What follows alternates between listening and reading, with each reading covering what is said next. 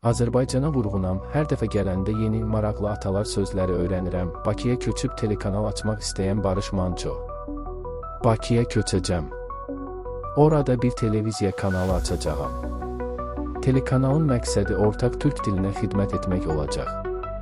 Telekanalın verilişləri əvvəlcə Azərbaycana, sonra Orta Asiyaya yayımlanacaq. Barış Manço 1996-cı ildə avqustda Türkiyə telekanallarından birində demişdi. Barış Manço Azərbaycana gəlmək, uşaq televiziya kanalı açmaq arzusundaydı.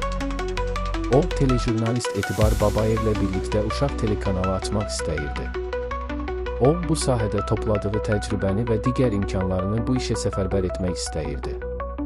O, Azərbaycana vurğun idi. Azərbaycanı çox sevirdi. Azərbaycan poeziyasının, rəsm əsərlərinin vurğun idi. Səttar Bəhlulzadənin əsərlərini çox sevirdi. Barış Manço özü Azərbaycan barədə deyirdi. Hər dəfə Azərbaycana gələndə yeni, maraqlı atalar sözləri, məsəllər, sözlər öyrənirəm. Məsələn, hər şeyin təzəsi, dostun köhnəsi. Nə gözəl atalar sözüdür. Bizim dostluğumuzun minlərlə yaşı var. Barış Manço çox sadə insan idi.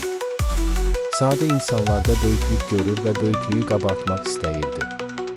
Musiqiçinin adı və təxəllüsü də maraqlıdır. Barış sülh, barışıq deməkdir. Manço isə səyahət edən musiqiçi deməkdir.